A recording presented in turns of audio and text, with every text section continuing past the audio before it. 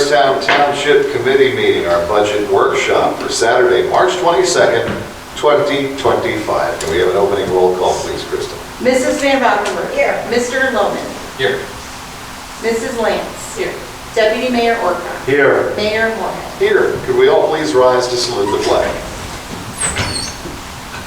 I pledge allegiance to the flag of the United States of America and to the republic for which it stands, one nation, under God, indivisible, with liberty and justice for all.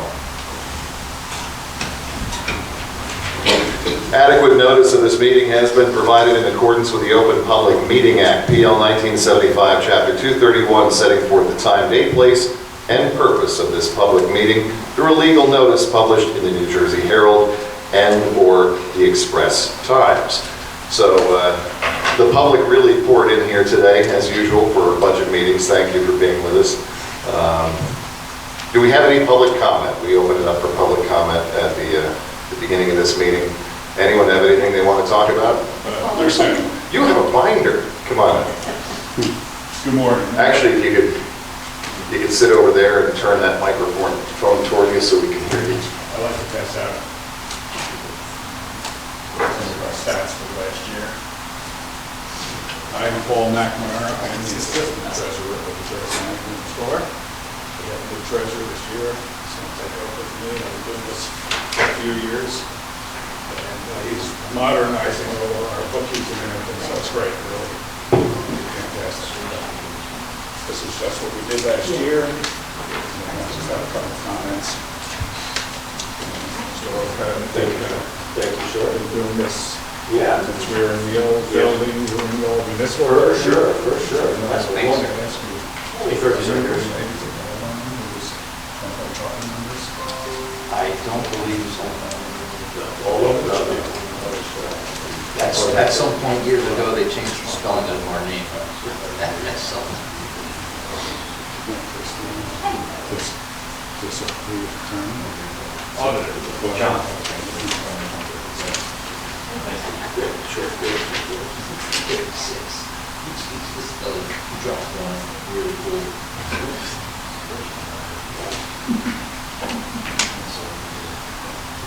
Okay, can you hear me with this? Yes. That's good. Any questions about the calls that we had? So we had a total, you see, we had 530 in Blairstown, but we had 1,100 plus.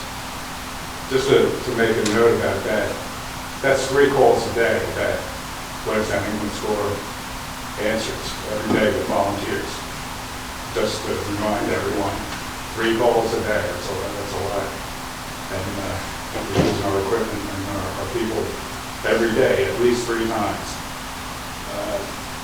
Just one little, look at the number of calls. Down at the bottom there, we have some numbers. You see NJSP Hope and Route 80 Hope.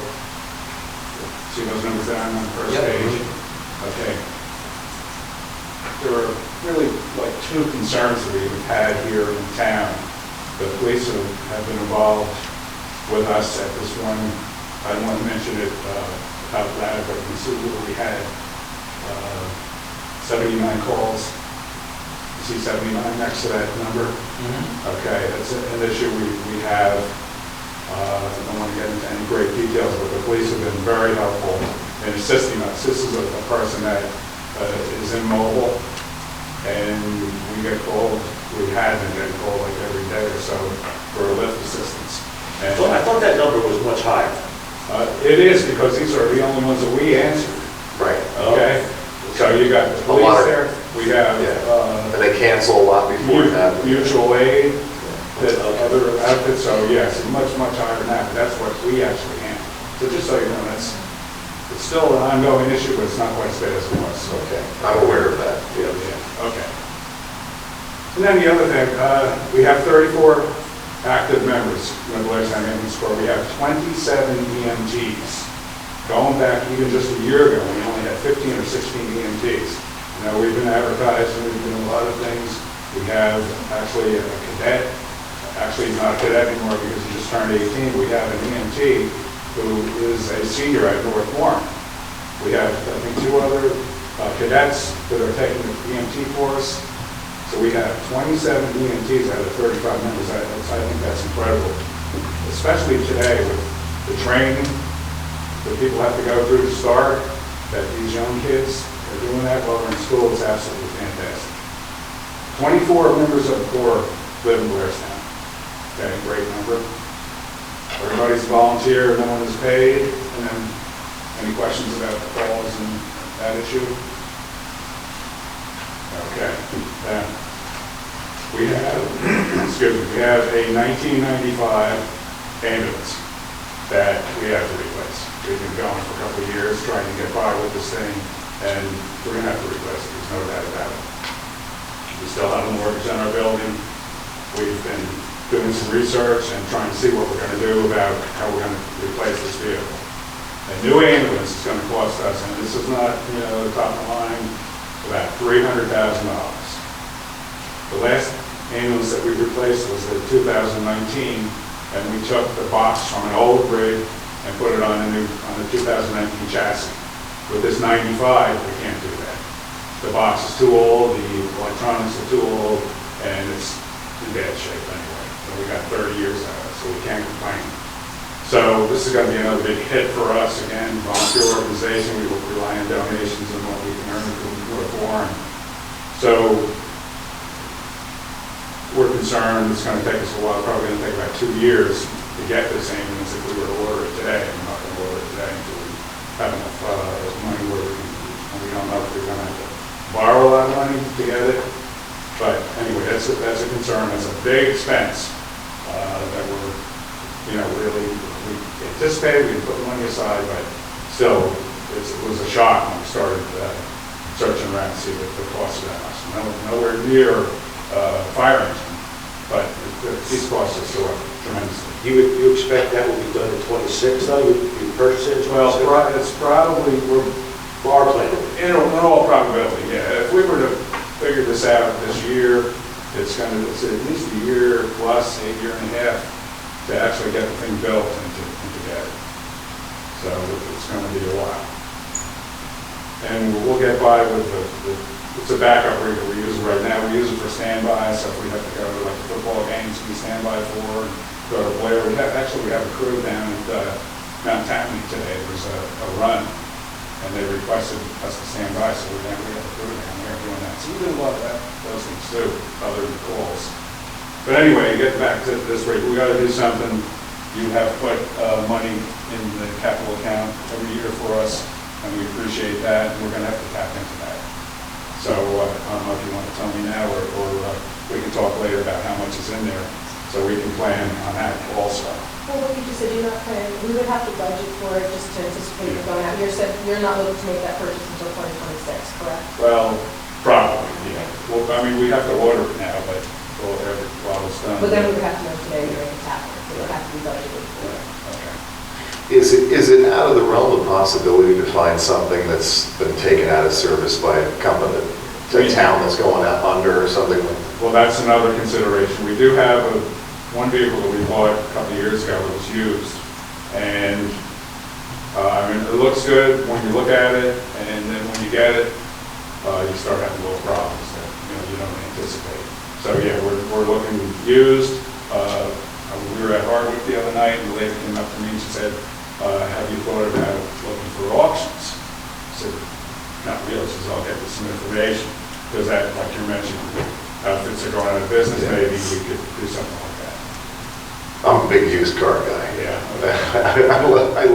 I love saving money on used, so. And we did very well buying your Mac rig 2 or 3 years ago. Yeah. And turning it into a dump truck for the municipality. That worked out very well. Yeah, DPW has been really good at finding these deals for us. Got a nice body sitting up there. You got to put that to use. What a shame. What a shame that there's no market, no use for that body. And actually, we really don't do any real extrication anymore. We rely on fire departments for that. They're just too stretched personnel-wise to get involved in that. Christine?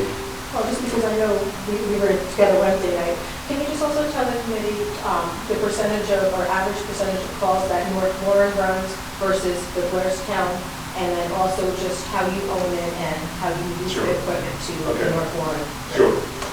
Blairstown Ambulance Corps owns the building and owns all of our vehicles, okay? North Warren EMS, which is the licensed entity where we're able to bill people, leases 2 vehicles from the Blairstown Ambulance Corps and leases space in the building, okay?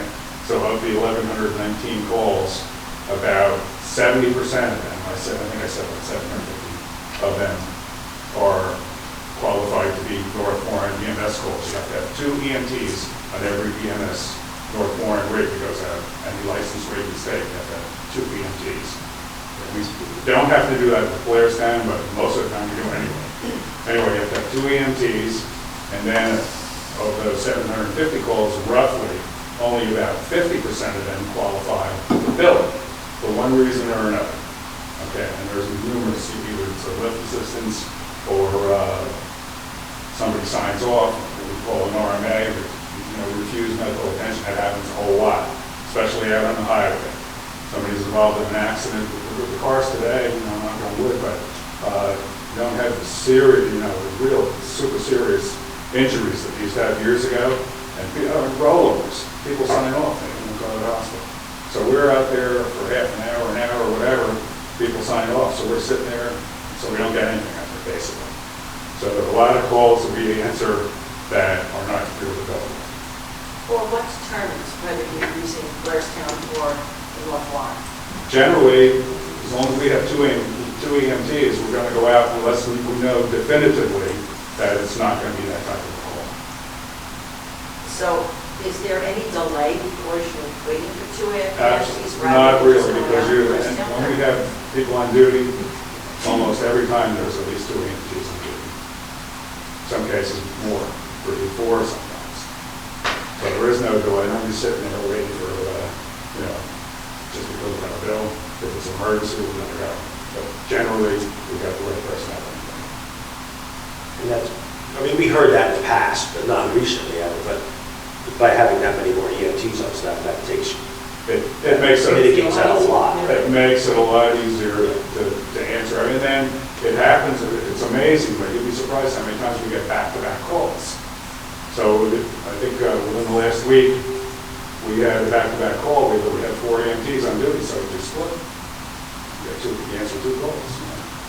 But what you said earlier about like 3 per day, like it's not 3 per day every day. Some days it's none, and Right, some days exactly. it's 5. And some days, I was on duty one of the weekends, and we had 14 calls in the 48 hours. Yeah. So it's like, yeah, you can sit there for hours and nothing happens, and then, so. All right, any questions? I'm thinking for capital purchases, doesn't mean it needs to be in our capital budget, because they're not encumbering money like we do. If they make a purchase, we don't get it. They're our It's portion. not- In our portion of it, because we have it in our reserve in general capital. For us to spend out of it, we have to budget for it in this year's budget. So if we're going to release some of the ambulance capital money, which we currently have, there's currently $39,682.74. We would release that by ordinance. No, No, we have to budget. We have to. It's not in a reserve that is dedicated to the ambulance corps? Even though it's a reserve dedicated, we still would have to, in the past, we've had to raise it as an anticipated item of revenue in the budget and offset it with an appropriation in the budget. So today would be the day. If they want to put a deposit or make an order, no? Once you put it into capital, you have to spend it through an ordinance. So Same year. So we just have to, we're not making the purchase, it's not going to be in the Blairstown's name. We're going to be giving it to the Blairstown ambulance, so I thought we had to raise it as revenue. well, the problem becomes, if it's in capital, which it is, the problem is when you bring it back to the current fund, you have to send it to the ambulance corps as a donation, but you are so up against the appropriation cap that you can't put that line item in. If we put another $50,000 into the budget this year, hypothetically, for a donation to to the ambulance corps for them to purchase an ambulance. You're $50,000 over the cap, you can't introduce your budget. So that's why I'm trying to push it to 26, no matter what. But it doesn't, that's even. It doesn't help us, I understand. we're going to be in the same spot in We 26. can't put it into capital because we don't own it. Yeah. That's correct, right? Correct. Well, that would be the thing, you would own it, you can give it to the ambulance corps, but ownership stays with you. Sounds like we should be giving them as it goes instead of building it up. But you can't, you don't have the bandwidth within your budget to do that. If we, But if it were a lower Well, number, I mean, if it had that's been. why it's in be safe. capital, because we, right, because we could do the capital, I'm sorry to cut you off there. Because capital is outside cap, so that number could be Change. infinite, right? I mean, you can, put as much money as you want there. But it gets doled out as operating. There's an operating It gets pulled in. piece, there's It an gets operating pulled in. piece inside the cap, and there's a capital piece outside the cap. All right, you can put whatever you want out here to spend for capital items, but once you say, okay, we're just gonna go ahead and give that to the ambulance corps so they can buy it, it has to come into here and be budgeted here, and if you budget it here, you just blew up your budget. That seems. So the only You don't way have a good loophole for that? The only way you can do it is if you Being bought, recorded. no, is if you bought the item in capital. So if you were to buy the ambulance, and then give the ambulance to the ambulance corps, it's still your capital, but they own it. Let me ask, and it has to be 5 or more years worth of life, right, in the capital That's item? correct. Is there anything that's within that range that you buy as a capital item that, because then I could say maybe we could put it in there and give you that money through something else? So for example, not can't do it ordering through the body of expenses. the truck, but ordering the electronics or whatever. That's What we did a couple of years ago was I think we took that money and we got a chassis through the program with the state. I think you have a program where we have vehicles from the state. I think we did it that way, so I don't know if that would be a possibility, but I think what we were talking, I think once you come up with your numbers, it's gonna be a long convoluted route, but say you're purchasing something for $100,000, you're going to have to make $150,000 donation to the town. The town is gonna purchase the full amount of the item, use it as a balance, and then give it to the ambulance, or that portion for the chassis, so that's what you would have to do. possibly. And then you would give us your portion of it, we would purchase the entire thing and then give the item. Right, you should still have to purchase it by ordinance, right? You need to have some kind of legal spending authority. So you would do an ordinance here, you would say, okay, $50,000 is gonna come out of the reserve for first aid equipment, and then $50,000 is gonna be a local match from the ambulance corps. And then that's how it sets up the spending for you to go ahead and spend that, buy it, give them the ambulance, but technically you still own it. But they have. Well, we don't really want to own it, though. But that's the way capital works. You own it. That's going to be applied to them too, right? I mean, you guys own the ambulances, you have your insurance, they're completely separate from us in that regard. So we have to work through that What also. my bond counsel had on here, you would own, if you purchased it, you would own it even though you give it to them, even though you gifted it to them. But we would also, we would purchase it, take ownership of it, and then we can do an inter-government, we could sell it to them for $1. Because we could deplete our, we could sell municipal assets. Those are the kind of loopholes we like to hear about. Correct, you could then in turn sell it to them for a penny. I'm sorry, outside the box. Because essentially, we want to have whatever vehicles they use, they own, they insure, they house. Correct. Couldn't agree more, just giving you the technicality, but yes, you could do that. So does that sound? Yes, but we would probably have to borrow money to be able to do that, to purchase the whole thing outright. So I don't know if that complicates the issue also. If we had to take a loan, is the bank going to give us a loan for something that we're not going to own immediately? How much are we talking? Just, because no numbers have been really given around. No, If 300. you take a loan out, then you're still gonna owe on that loan, so we're not Right. giving you cash, we're Yeah. giving you the item.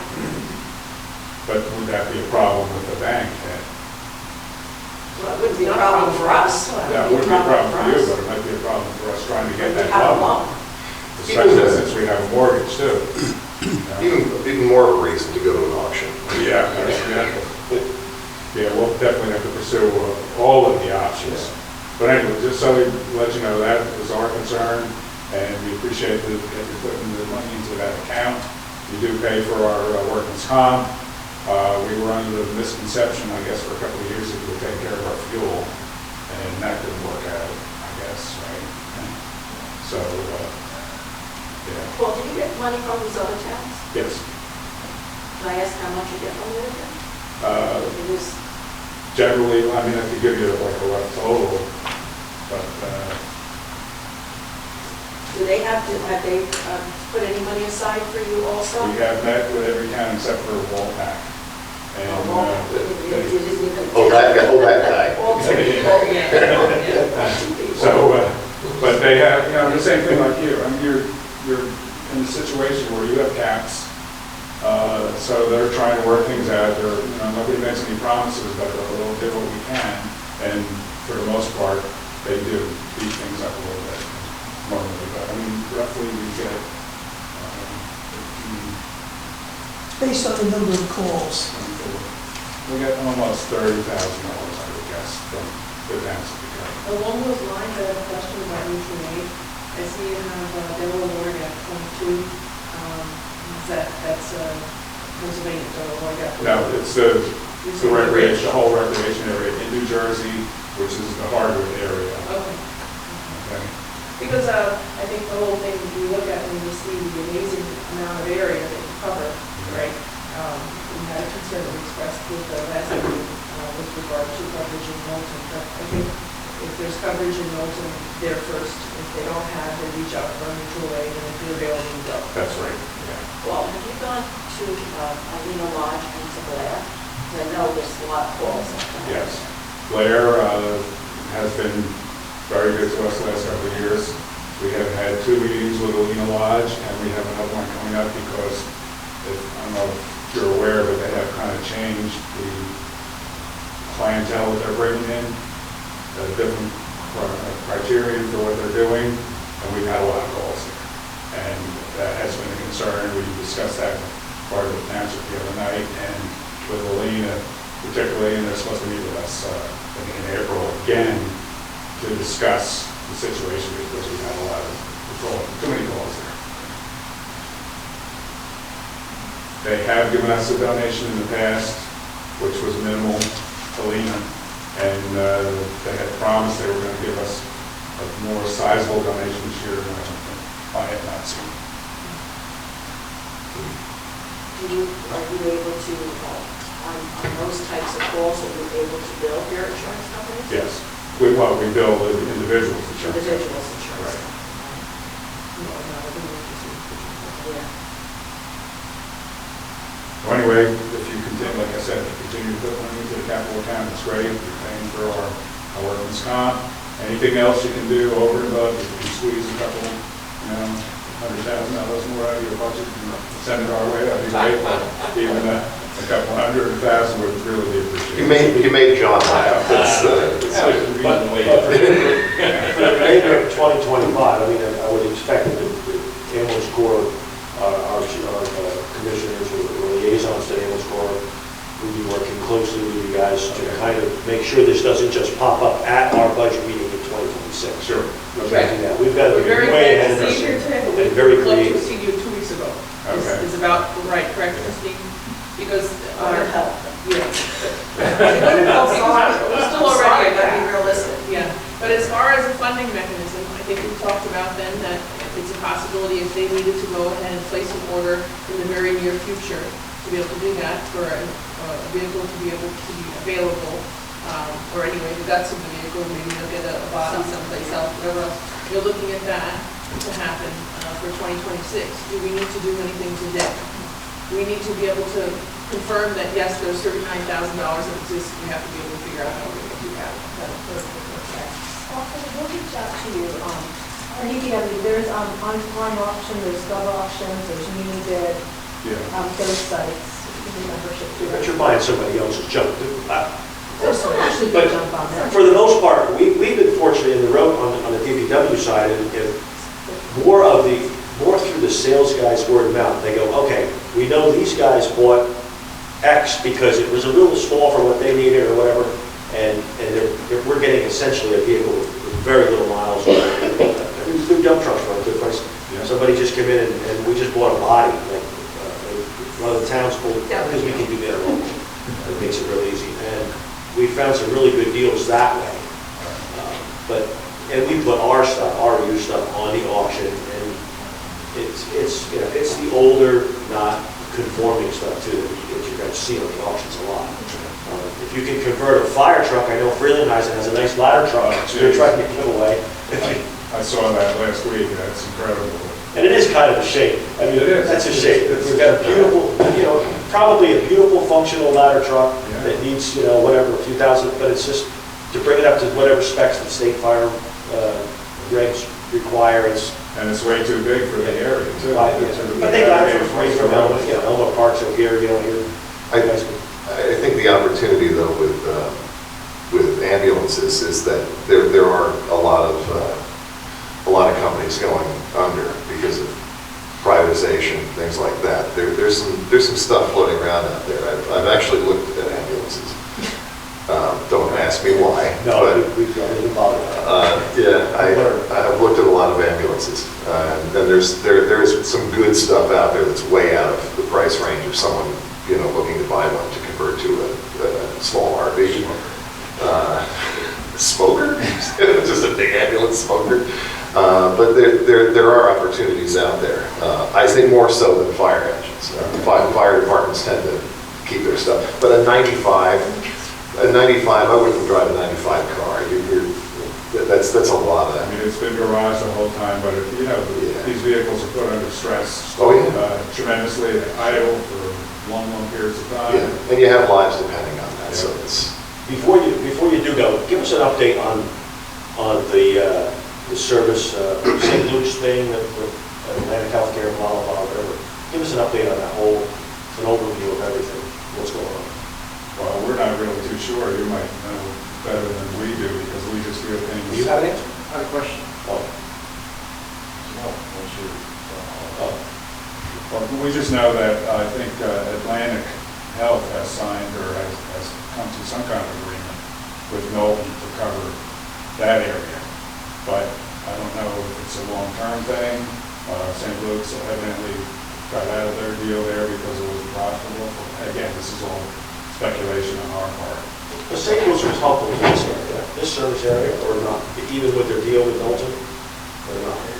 When St. Luke's was in place, they were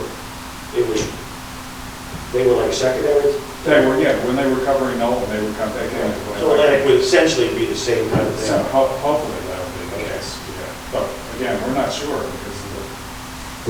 So that seems unusual if Knowlton would make an arrangement with an outside company and then not share that information with local squads so that there's proper coverage and a good understanding between. I think we should probably have some conversation with Not a whole lot of communication. Okay. Well, do you want Karen to go with you to the other towns? Because she can volunteer me like that. I would be happy to. You didn't need to. I would be happy to. I don't know what value I would bring, but I'd be happy I to. appreciate that. Yeah. The financial pressure is there, and so when we see that there is so much service to the other areas, there's nothing, it's an easy case to be made. Well, sometimes they don't understand that it can't all come from one area. So, there's other issues involved. Christine, that 39, I didn't apply for this year, right? No, it did not. I did not, so it's 43 now? John? just my only question was, I know that we fund, in Blairstown, we fund the capital portion of the contribution to EMS, or first aid. So other municipalities, if they're funding a donation through Inside Cap and just giving a straight donation, and why wouldn't they be able to pony up a little bit when it comes to capital as well? Because again, capital is outside the cap. So I don't know if other municipalities that we're serving here, it's a one-time purchase. Why are you bearing the brunt and in Blairstown, First Aid bearing the brunt of the entire purchase? I have a municipality within the county. Not only do they give the donation, but they also give capital portion as well. So I don't see why there would be any reason why you couldn't do something like that, and reach out to these other municipalities for a one-time capital piece, 15 grand, 20 grand. You know, it's less money for you at the end of the day than for the first. Well, we're clearly not being asked to bear the brunt either. Oh, no. It's No. shared between everybody, you know. But I'm going to say, Trying to get it from the other towns rather than. Well, we have a lot of rep people who talk to a lot of the towns sitting right at that table. John. Who are intimately involved in the other towns. You're my client here. I'm not asking you to give to other towns. Yeah, you want me to bring that up? John, here's my question. Yes. If we're looking at from the perspective of 300,000 is needed, what we just discovered is 44,000 is outside of, no, it's inside of cap, but it's available. Capital. Yeah, it's capital money, sorry, available from Blairstown. Why don't we just go the way around? If we said, that's the need, this is the percentage of calls from X towns, this is the whatever, in other words, to make an actual request, a formal request from the other towns, like, hey, could you put in your capital budget for 2026 based on the 2023, 2024 percentage of calls that were in your town, could you put in $12,000 or whatever it is, for example, in your capital? Yeah. Yeah. Okay, They all so do it, it varies every year. I get it, but my point is, it's a stronger call to be able to make, to be able to give the statistics. Would you be willing to help us prepare such a document? Yeah, absolutely. I mean, it's kind of, you're just prorating the cost over the Right. towns, Yeah. and you're gonna take, if the first aid's gonna put $100,000 in, and there's $200,000 left to fund, you think that's your portion. Right. But The idea would be to get to these towns now. I feel like a concrete request with actual metrics to say, this is how we come to this number, it's Sure. going to have a higher likelihood of success than I just saying, couldn't hey, would agree you more. please donate? Do most of the towns give you cash, or do they, I mean, out of their general budget, or do We you know? get a voucher, I sign the voucher, and they send us a check.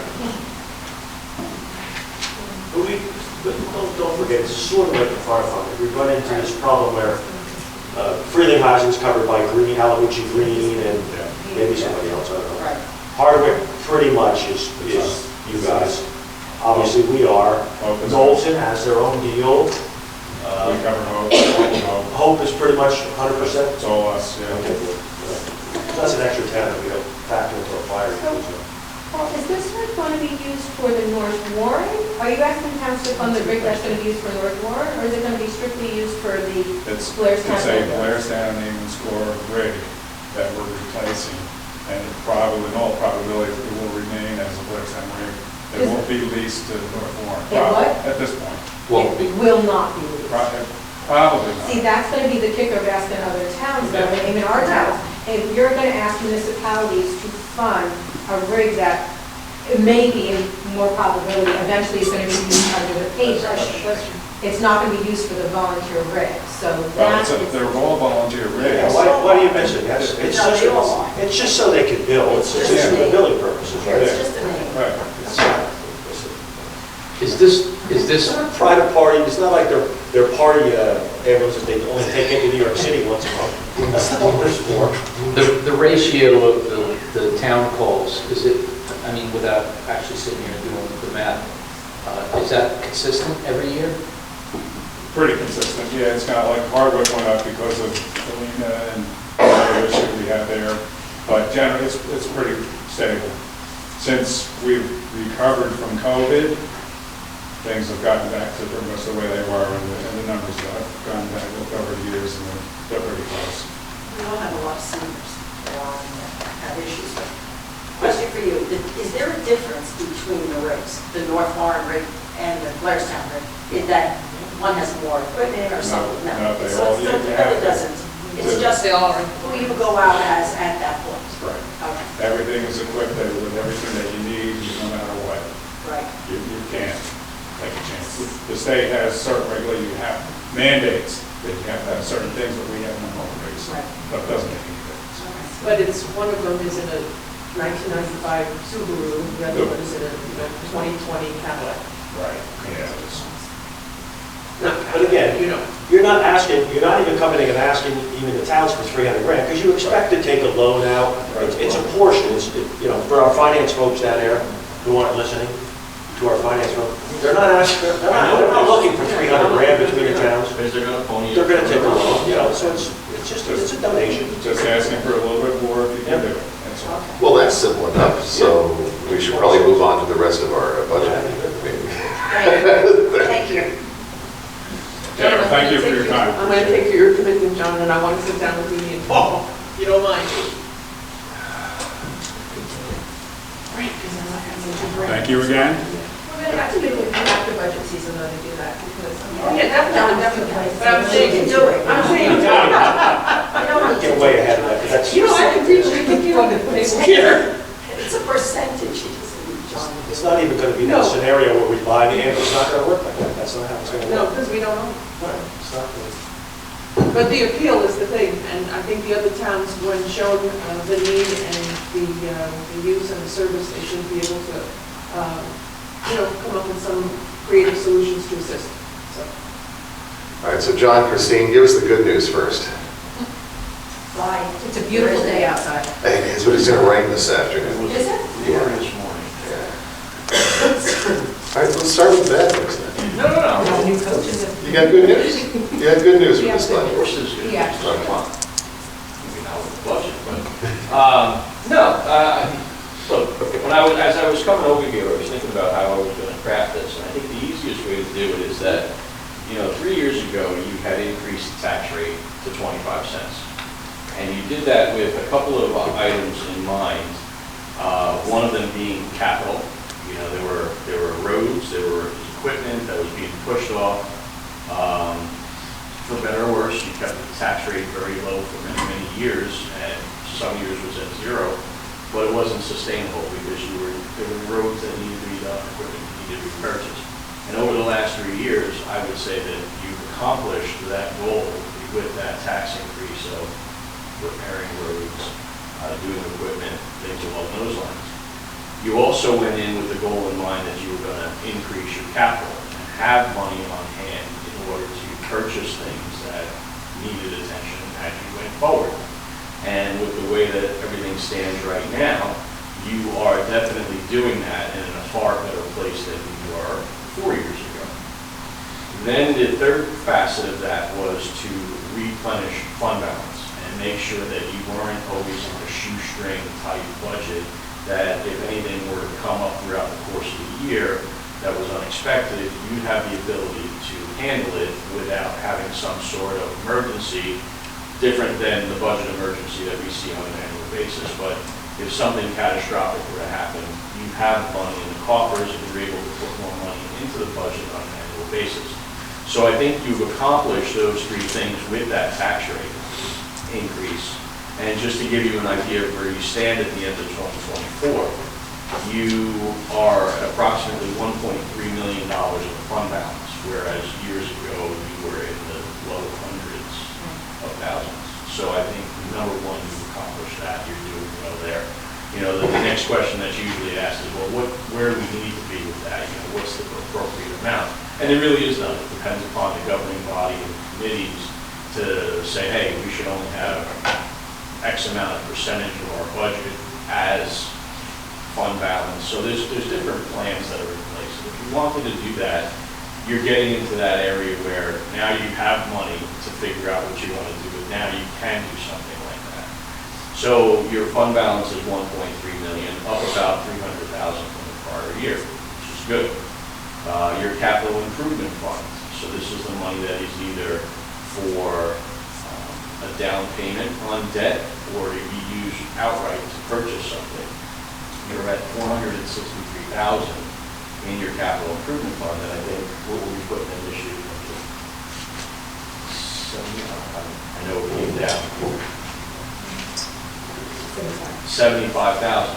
So another 75,000 this year, you're looking good there to have your down payment money if you decide to go out and get debt, or if you decide to go out and purchase things outright through capital improvement fund.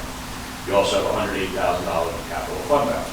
So what I'm trying to get at is, you put yourself in a very good position, all right? But then when we come back now to the budget, now we're looking at a budget that has an increase in it of 4 cents for the year. And I don't think that that is necessarily, I'm going to take my opinion out of it. There's capital is what we need to discuss. Because your budget inside the cap, all of your controllable costs, they're at the highest levels they can be. We're at that level year after year. This is why we passed the COLA ordinance to go up 3.5% over the prior year. So those funds there are at their max. If you wanted to add anything to the budget, you're going to have to do it by subtracting a revenue line or an expenditure line and reducing the expenditure for the same amount. The driver is not necessarily capital, because your capital is consistent with where you were in the prior year, but there's one thing that's different this year from last year, and it's a reduction of state aid.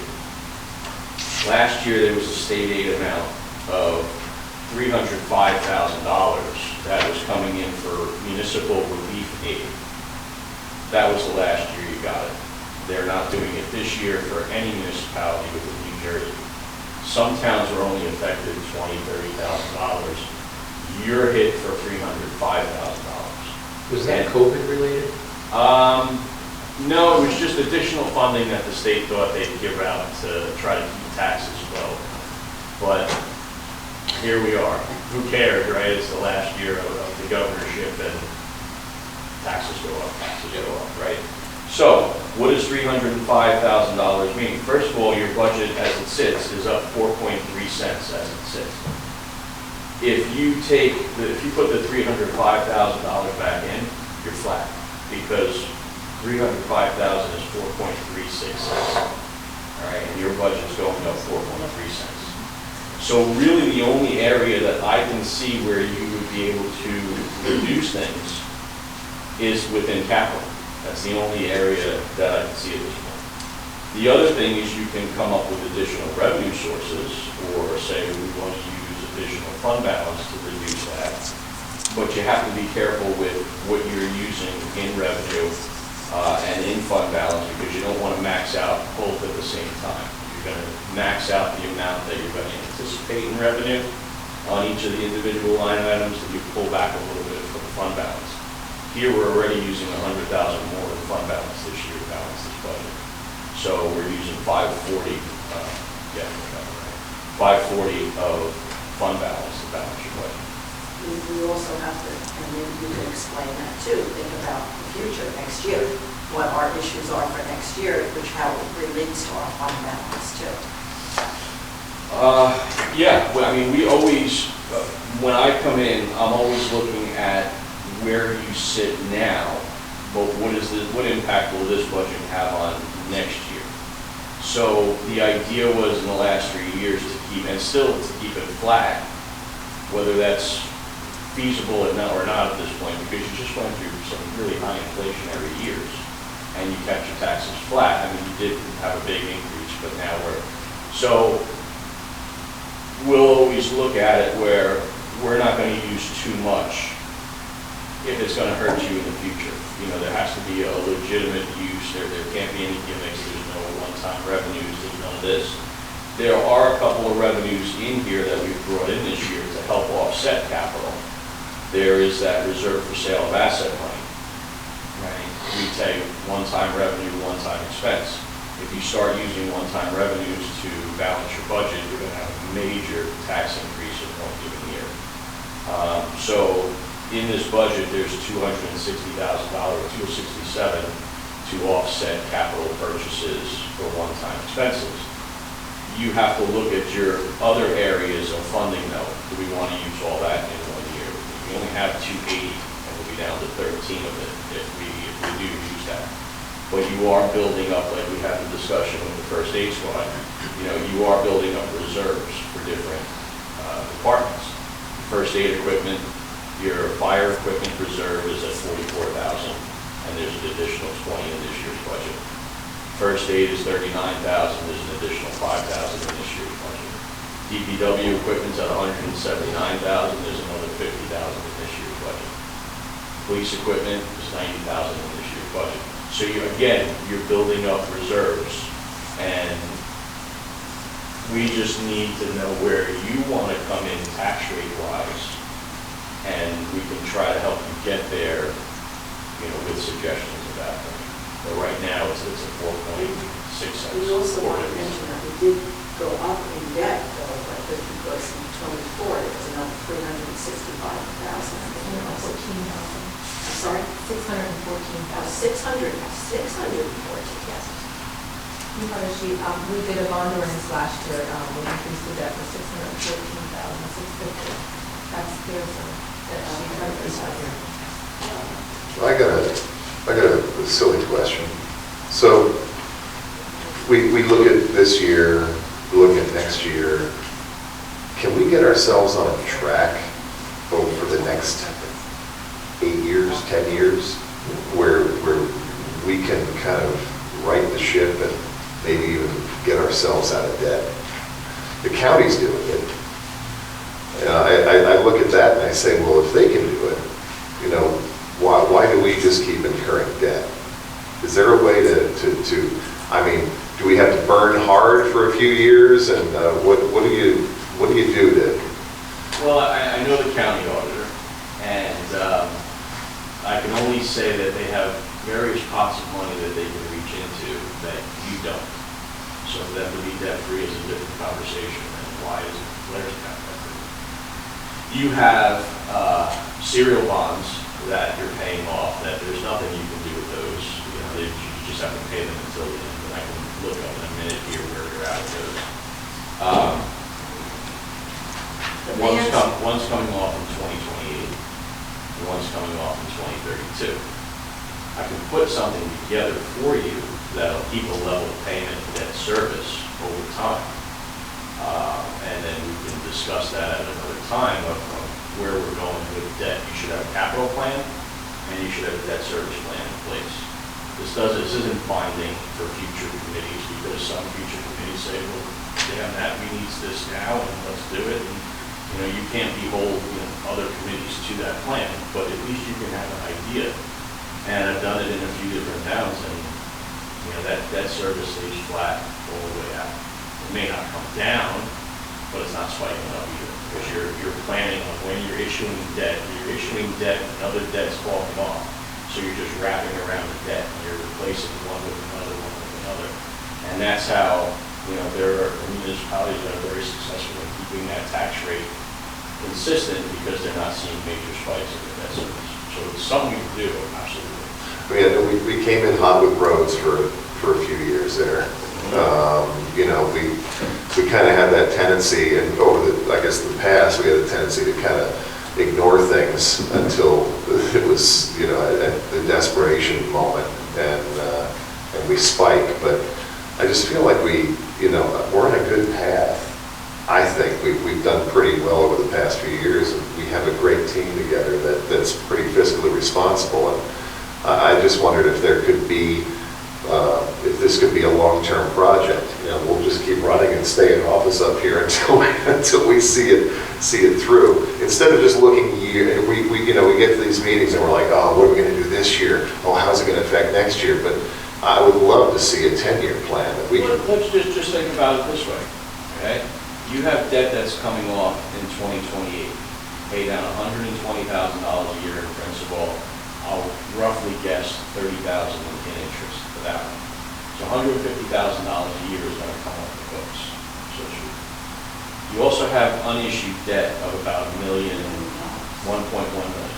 So if you said, we want to use that $150,000 to issue this debt and then pay that off over a 10-year period, you really haven't affected what you're raising in the budget to pay off the debt. So I don't necessarily think that this is unrealistic, the amount of debt, because you have issues that are coming off in the next several years. If you go out for a bond anticipation note, you have no bond pay, you have no principal payment for the first 3 years of the bond anticipation note. I don't necessarily think that's a great idea, but that gets you to 28 when this falls off. And then you can start addressing that over a 7-year period. after that old debt comes off. Isn't there a limitation to that? Because the 6 million originally was supposed to be paid off all our debt, all the debt that we had. But then we found out that the vans, some of them, you couldn't apply that 6 million to, correct? We couldn't, it had skewed the machinery and equipment, it would have altered the useful life of the long-term financing. So it was a decision to take off the various equipment, just so we could fund the permanent finance and over, I think it was a 20-year period or a 15-year period to give us a better rate. So that's why it's in. So we really couldn't turn that into, It can be turned into permanent financing. It would either, this unfunded debt, it would either have to be paid off the bond anticipation notes, or once, what John is saying is once the serial bonds in 2028, it becomes a deferred charge. We start paying money to ourselves pay back. off this stuff in Correct. a couple of years. There's no physical, that $1,035,000, that is not physically borrowed from the bank. We borrowed it from Blairstown savings Right. account. So once we're done with the 2028, where we make the payment to JP Morgan, we can then start making the payment back to Blairstown That's Township. $680,000 a year. We could do that then, right?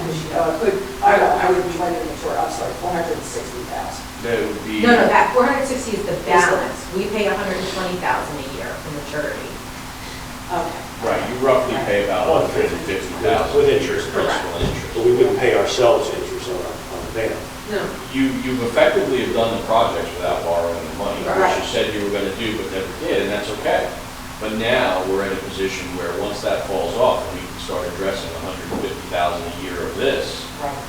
you'll start seeing a lot of these older ones falls off pretty quick. I mean, you can knock out 6 of them right off A the bat. very big chunk of the note was for roads. And now that the roads are done, we're gonna have a good 10-year period where we're not gonna have to worry about capital, big capital expenses for roads. Still don't want to slide So you we're like not that. There's a lot of equipment in We did a lot of equipment, we're not foreseeing a lot of equipment that needs to be bought, in the next 5 years. Correct. That's, I think, with We're not seeing finance, that. we caught up on a lot of the. We're older very, very equipment. confident. It's just going to be, I think, a general rotation. We have the smaller trucks.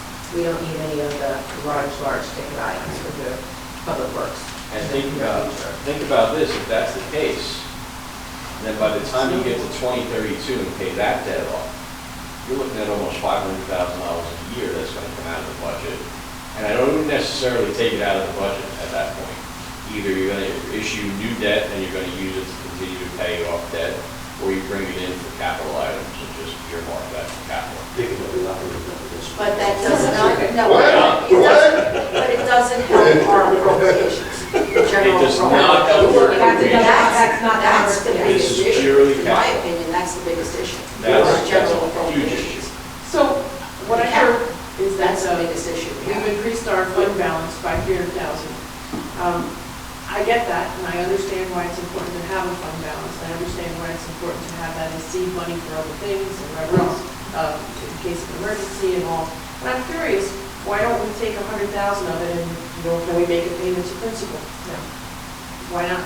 you can't, with this long-term financing, you can't make it. I know for the 2022B, we can't, but 2022A, we can't? No. Serial bonds are structured, and you cannot prepay them. Okay. But we want to try to build our fund balance So then in that's- anticipation of a possible referendum, am I correct? Well, let's finish the capital, let's Yeah. finish that, and then we'll jump, Okay. just to not confuse, Okay. just to keep One it. thing at a time. Well, it's all part of that, It, and how much we're using that time. So the 165, the reserve for improvements to roads, the bulldozer, the HVAC, we have to do, we have to do the HVAC. We can't be in here freezing another year, right? so basically, with the 4% increase, do you mind if I jump Go right in? ahead,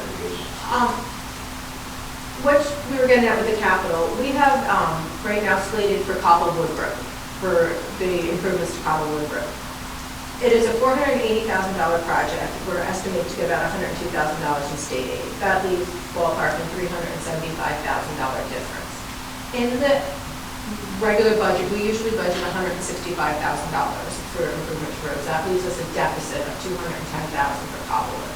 The budget proposed, that sheet that you're looking at with that 4.3% increase, that includes fully funded Cobblewood, the Cobblewood. If you notice that the reserve for road improvements is $375,000. So that is where, when John was saying we have options of where the committee is comfortable with the tax point, different options of funding Cobblewood Road, the deficit portion, too. If we're not comfortable with the 4-cent tax increase, we would have discussions of how we can build in that deficit of that. With a what? With what, I'm sorry? With a what? A 4-cent tax increase? Right now, to fully fund Cobblewood Road, you're looking at a 4.3-cent tax increase. But that's fully funding Cobblewood Road within the budget. Within the operating budget? Well, within the capital portion of the budget. 5 years. The overall budget. The overall budget. Is going to go up 4.3 cents, because right now we're fully funding Cobblewood Road in it. If you take Cobblewood out, you go to your draft 2. Nobody has that up there yet, the draft year. But there were options where we only put in $165,000, that left us $210,000. There can be other discussions of how to fund the balance of Cobblewood Road without raising. Which are? Yeah, that was my question. Which are? Unfortunately, you would take out new debt for it. So you would have to authorize new debt of $210,000. So that would increase what we're going to owe down the road. From ourselves. From ourselves, correct. You're not going to a bank and physically borrow it at this point, but it would increase our authorized but not issued debt, so you would have to pay it back. We do have a healthy capital improvement fund. You could fund it from there. The danger of funding, not danger, my hesitation of funding it from there is we were the last 3 years, when we raised the tax rate, we were heavily put into the capital improvement fund. Last year, we put in $135,000. This year, we're only funding $75,000. So it built up very quickly. It's not going to build up very quickly going forward. So we can fund it from there, but if we take $210,000 out, we have it. But it's not going to be, Replenished. it's as quickly as it was. But we could borrow at that time. We could do a ban at that time. But once it's out of capital improvement fund, it's out of capital improvement fund. You're not, it's out of the capital improvement fund. You're not authorizing debt. So basically, you can authorize debt to fund Cobblewood, which you would have to raise in future budgets. Or you can take it out of the capital improvement fund this year when you're not authorizing debt. However, it's not going to be replenished in that capital improvement fund as quickly as it once was. Or you can leave it in the 2025 budget. Well, how would that get replenished? How's the capital improvement fund get replenished? What was driving it previously? That won't Through the budget. Right. So last year you put 135,000 in, this year we're only putting 75,000. Things being where they're at, you're only putting 75,000. All right, so that's how your capital improvement fund keeps growing and growing. And the reason it keeps growing is because you're also funding the reserves for PD, for DPW, for fire. So you're not touching capital improvement fund for that kind of stuff. Okay? So that's why capital improvement fund keeps growing and growing.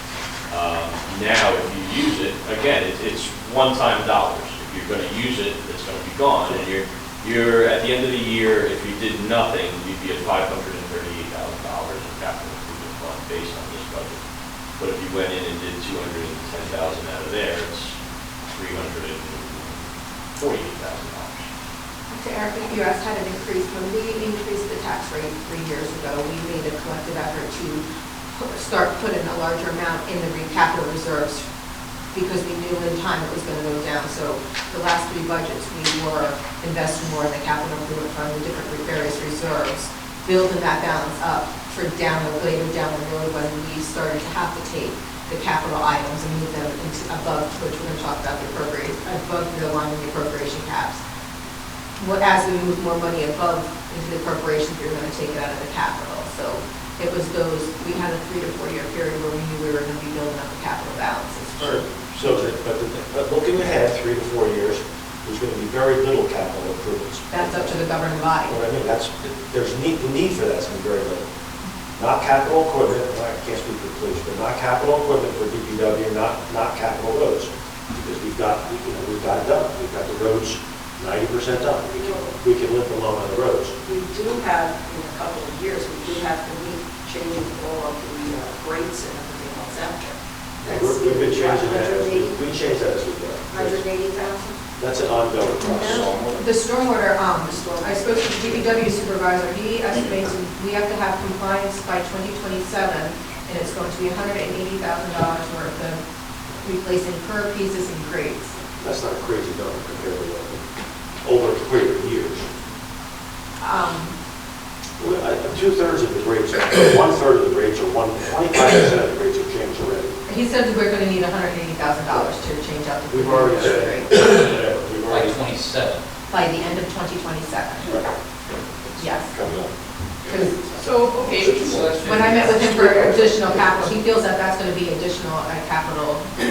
That's the if we took that 180 and divided Well, it by we're 3 still going to do years. roads, make no mistake. We're Yeah, still you going to have do to. something, they're very small projects, nothing, Say that again. there's no more $400,000 roads in the next 5 years, there's nothing like that.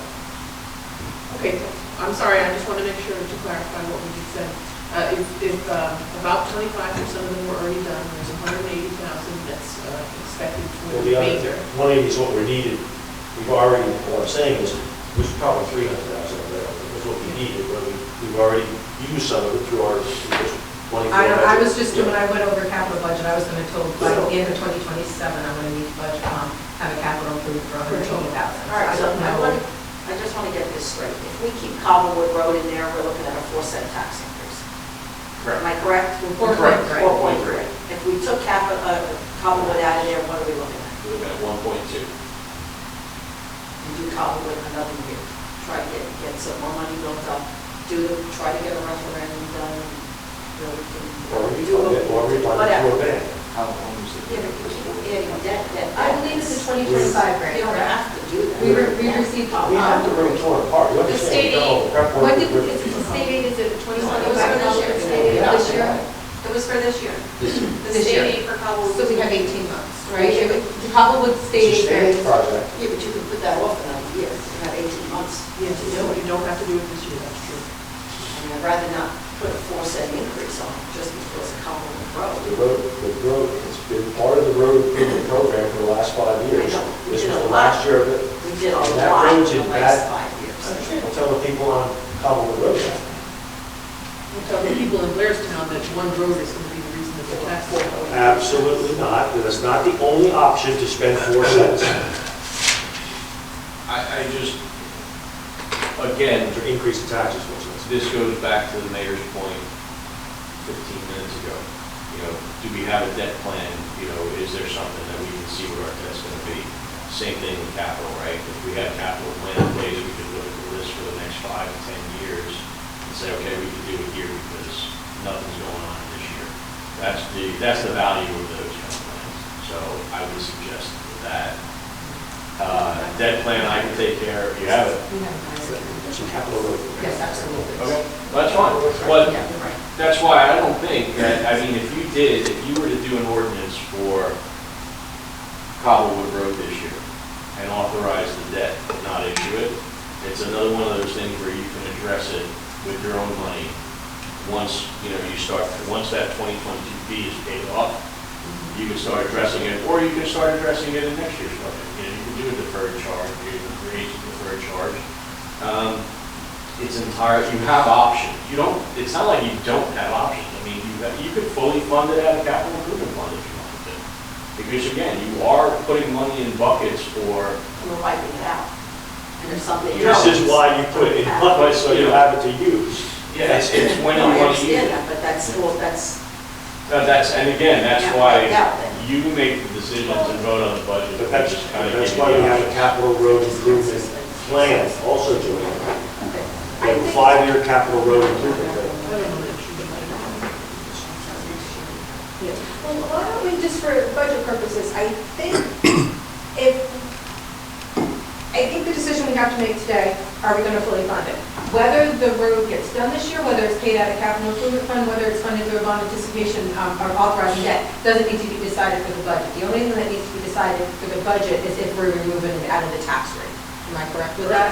So, The road's getting done this year. okay, that's what I'm saying, like, to keep the budget, it doesn't, as long as, I think we're leaning towards taking that amount out of the tax rate, taking the 210,000, leaving the 165 that we always do, taking the 210,000 out, and then for future meeting, we just need to know if we're funding it, if through the capital improvement plan fund, if we're funding it through a bond authorizing debt, or if we're pushing it off, that can be decided. That doesn't need to be decided for this physical budget. Right. Well, it doesn't, we're going with that one. No, I just said, I think everybody's in agreement that it's taken the 4 cent to take it out of that tax, take the 220,000 out of the fully funded it, removing that, and then that. And then dealing with the increase, the 1.2 cent increase, is what you're saying. Correct. If we remove- Having that discussion. Yes. It's a lot easier to deal with. Correct, Yeah. exactly. And we have to just take this down in layers. So let's just take the 210,000 out, leave the 165 that we always fund in it. And Cobblewood, we're just gonna leave it to, over to this side of how the ordinance or how that's gonna be handled. But right now, for dealing with the budget, which is today's meeting, it brings ours down to the 1.2 cent. And then we can go to the next step. 1.9 cents. 1.2. And then, are we in agreement for that? Is that what the committee?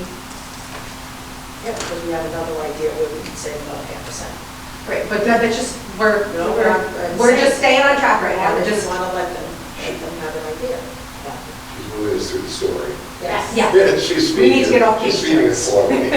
So do we want to take the 210,000 out of the budget to bring right now the increase down to 1.2? Take My the, vote is yes.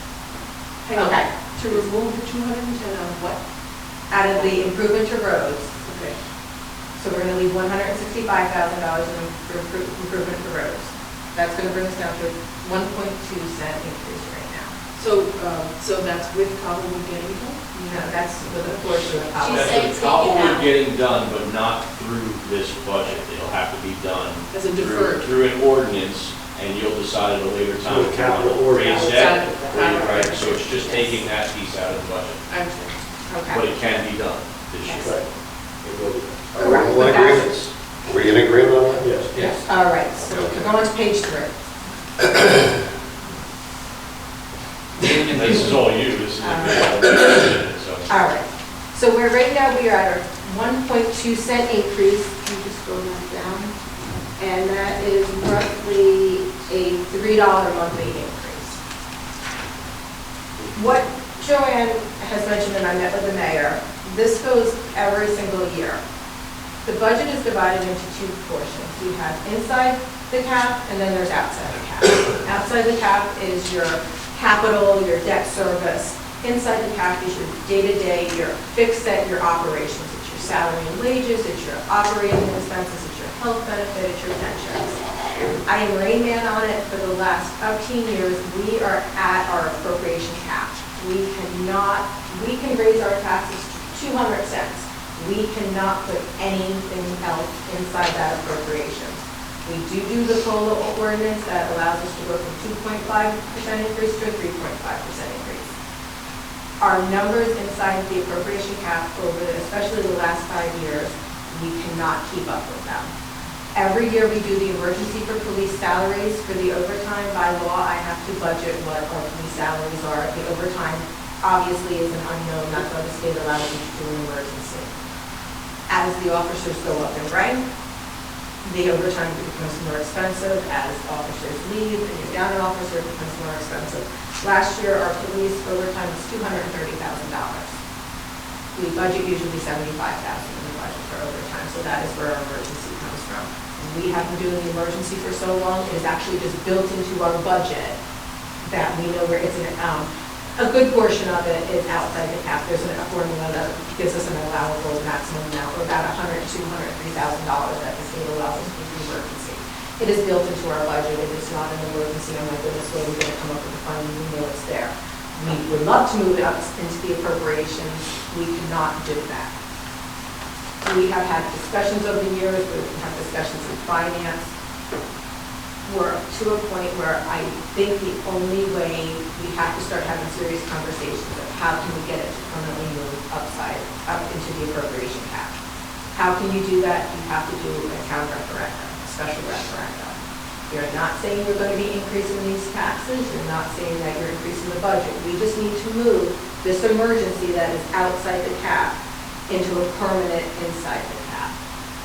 So that is when you hear your cap appropriations and how to fund, and that's what that's all about.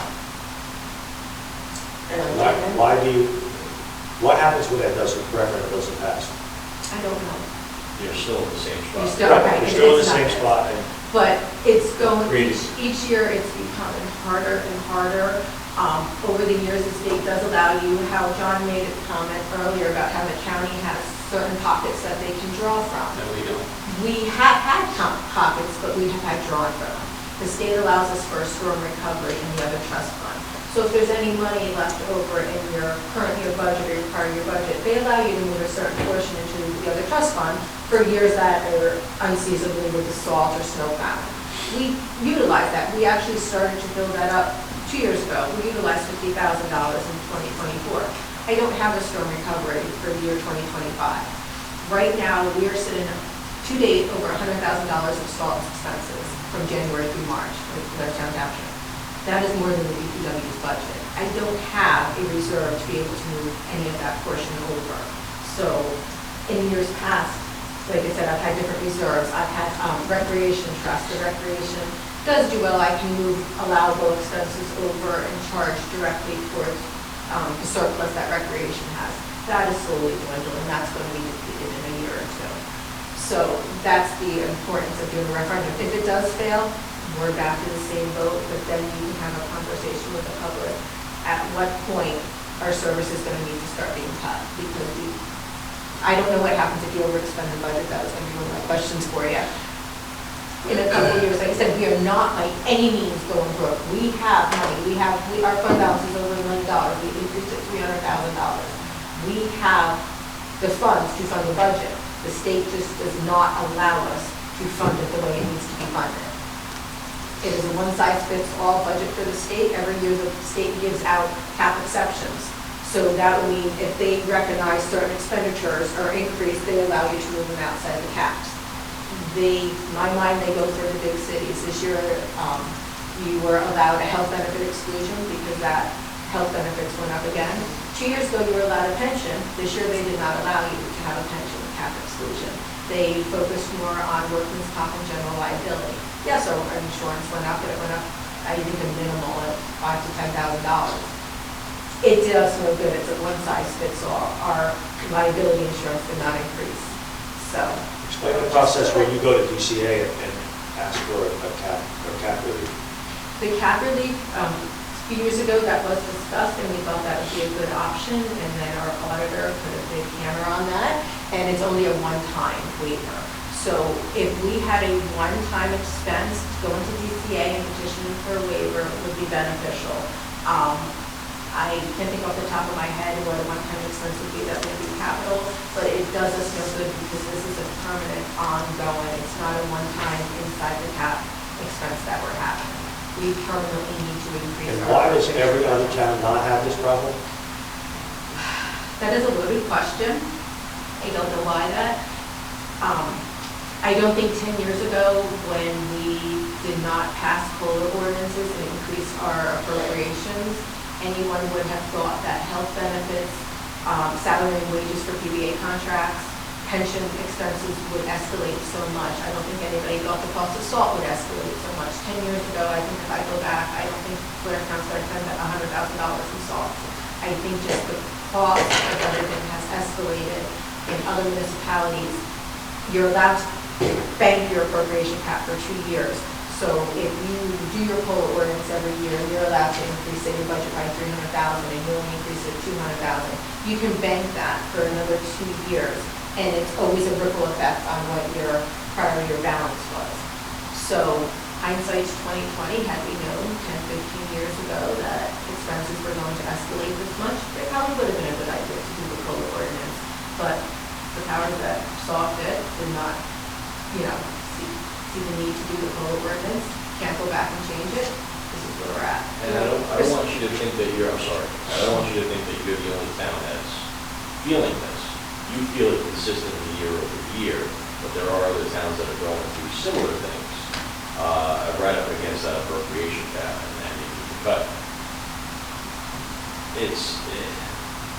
There's no simple fix or solution to this, because the state, again, in all of their infinite wisdom, they think that you need to be doing it the same way that Trump does their budget, and the same way that Patterson does their budget. And where they're giving relief to them this year, it doesn't affect you because your numbers aren't on the same scale as their numbers are. So, to your point, it's cookie cutter, where, and, everything's supposed to look the same, but it affects us out pretty differently than it does in more urban areas and metropolitan areas. So, The state has unlimited, they have money being spit at them every single day, and still they find ways to fritter it. the state is a very do as I say, not as I do. Yeah. I think one of the reasons that we received the money last year, the extra money, was in 2021, CPI was 4.7. In 2022, it was 8.0. 8.0. 8, the CPI. In 23, 4.1.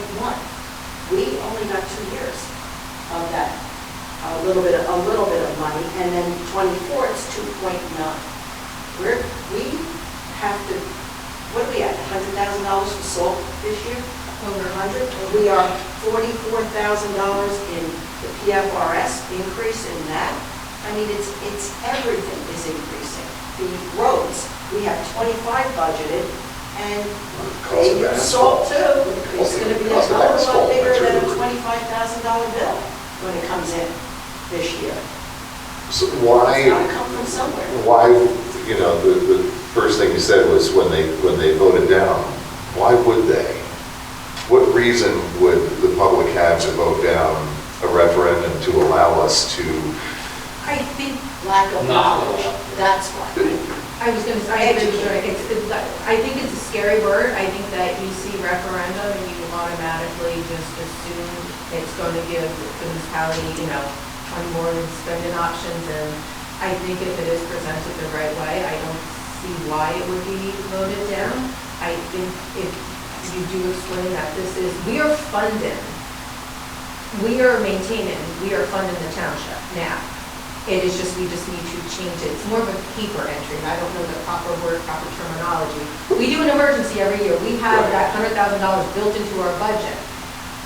It doesn't mean a tax increase. Correct. Referendum is No, not the tax this increase. maintains their taxes at a better rate than, You don't have to have a tax increase when you have a referendum. No. And that's how we have to explain it. It gives you the ability to properly budget on an annual basis going forward. Now, You have to cash it back in, you're right? addressing in 2025 something that is already done in 2024, and you're still paying for it because you couldn't increase your budget to capture all the costs. It wouldn't have raised your budget because last year you were taking care of 23's expenses too.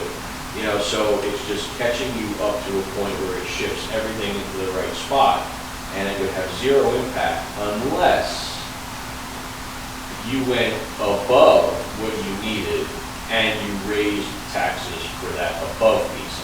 And that's the part that you have to convince the public that you have no intentions of doing. Of doing, But correct. I also would compare, we do need to face reality. Things are getting more expensive.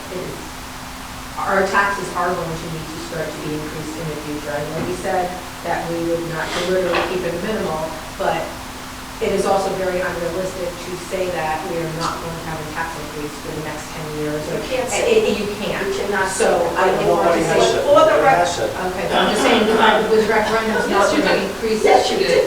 Nobody said it for 5 years. She's saying another 10 years. No. I'm just using this, I'm just having a conversation, I'm just using with this referendum. It is not, the referendum itself is not going to increase taxes. Correct. However, taxes are After going to that, be increased. we don't know. It has to, it's just common sense that, and Can you have a referendum this year in August or September? No. So you can only have a referendum when? April. Oh, we'll know what our budget is by then. This is for next year, but it's going to take a while to prepare and do the research, and we cannot do it for the 2025 budget. It doesn't have to be for the 2025 budget. Just because you can't have a referendum in 25 or 26 budget? No, I think that it's a specific date that you have to have this election. It's a special one. Yes.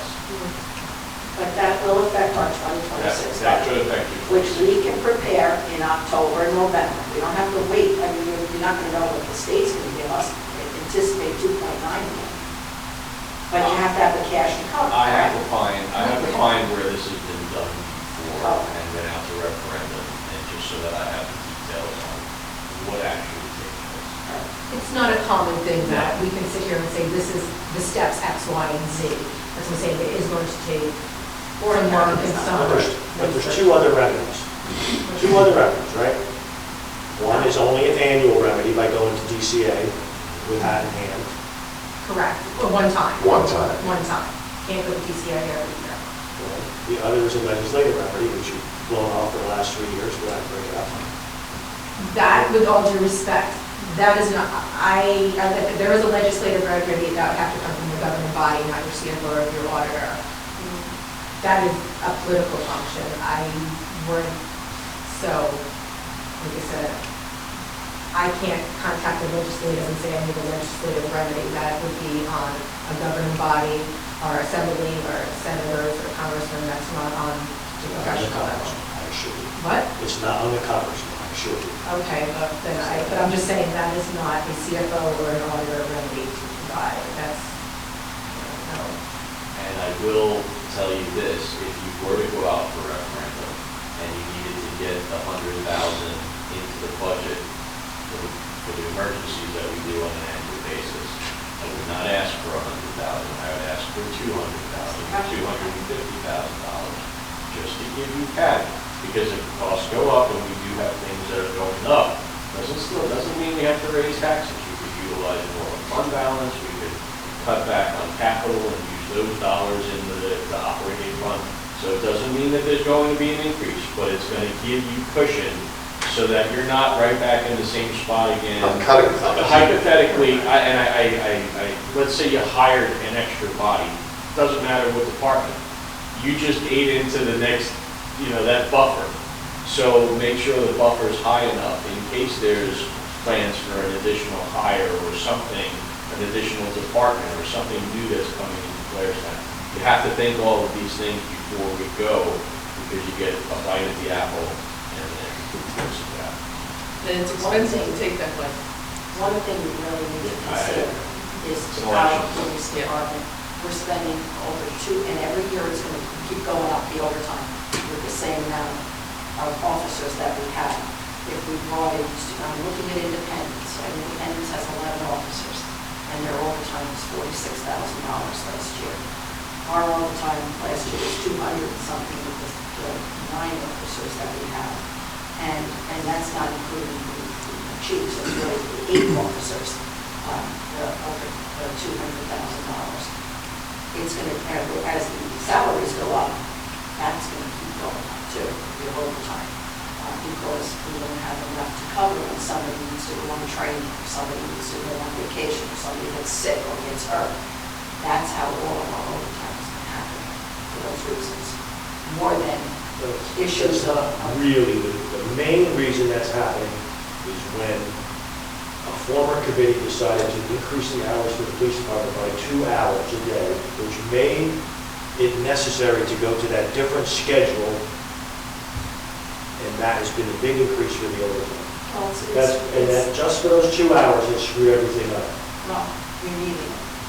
Well, We need it all. We need all of this. That's what we- Nobody's saying that, but you're making a statement though about this, there's not one thing we could do about hiring a police officer. It's like it's impossible. Explain how you do it.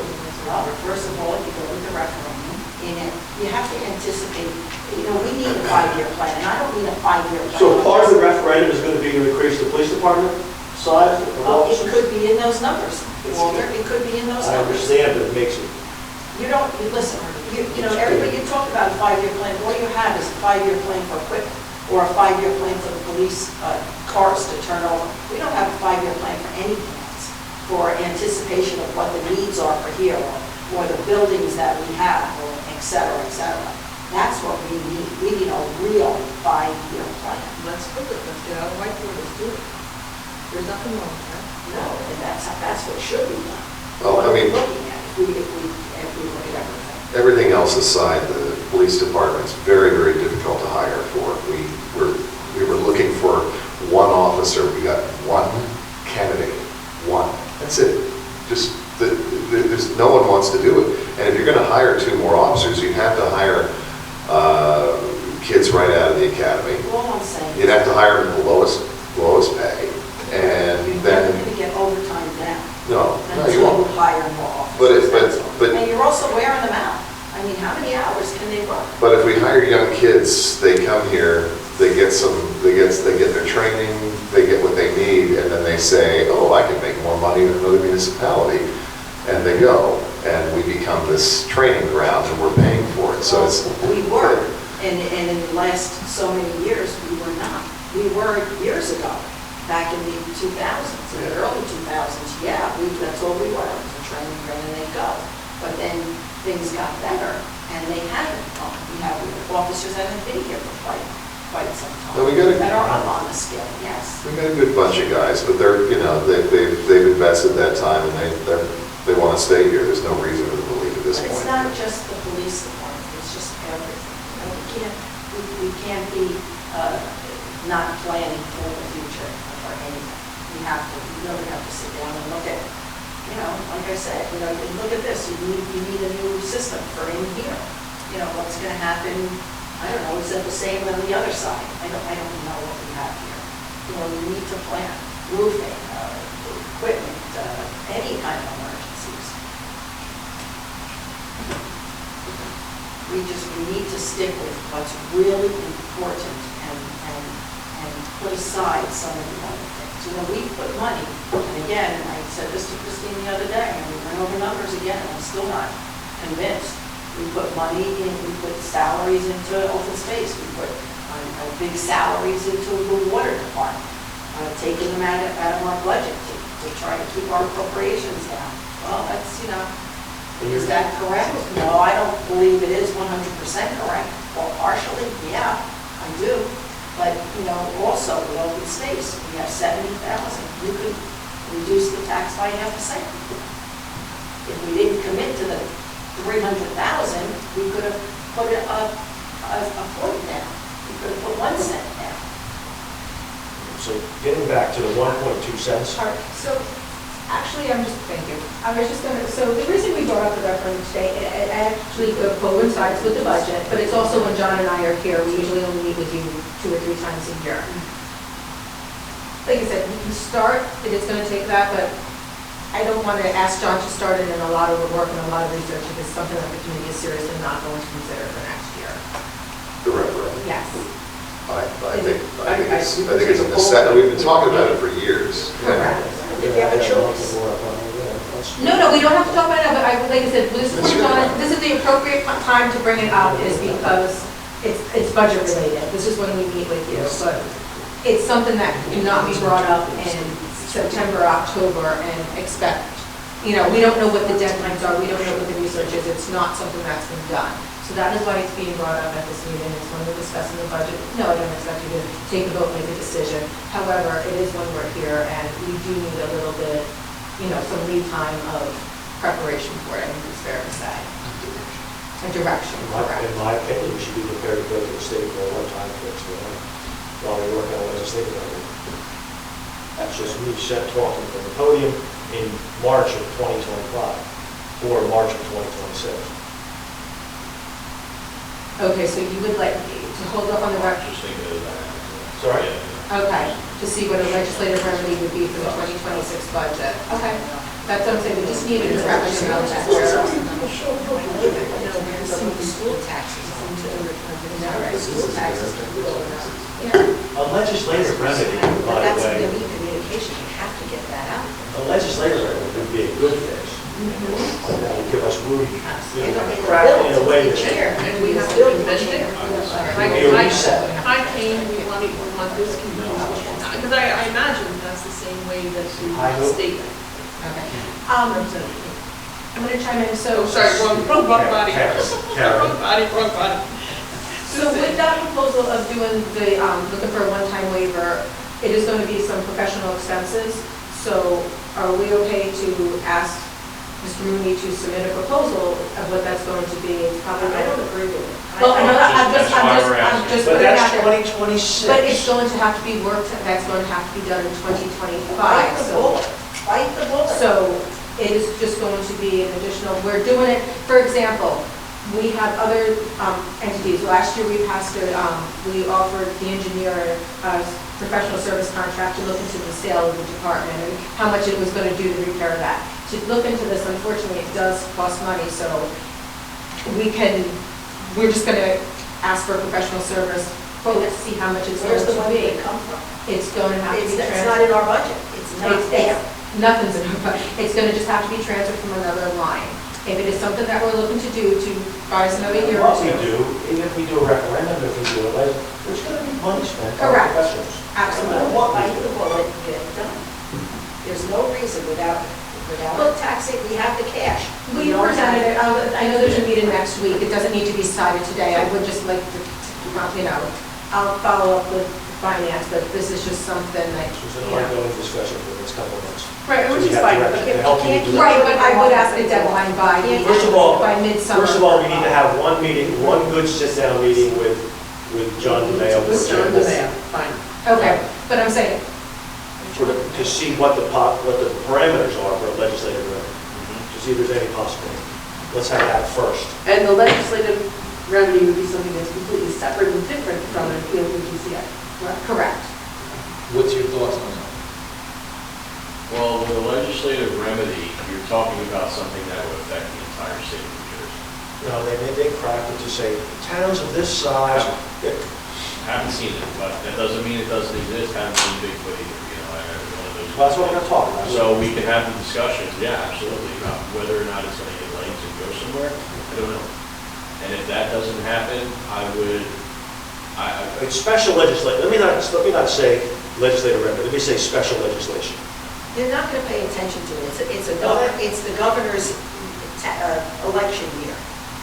Who's gonna pay attention to it up there? It's the They're more worried legislature. about their campaigns than they are about anything else. You don't wanna do that?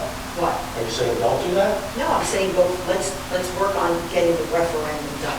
We can go in, we need to educate the public, and we can do that. There's You no should have done reason that why we this year. can't. You should have done that this year. You should have done that this year. You were finance this year, right? You should have done that this year. There was no time for it this year. What are you kidding me? You should have planned that last I'm year. sorry, what month is it? March. You can't do it in a heartbeat. You need to know what you're doing. You should have started, you knew last year, you probably should have had a referendum this year. And it's not here, that's fine. Let's work from this point forward.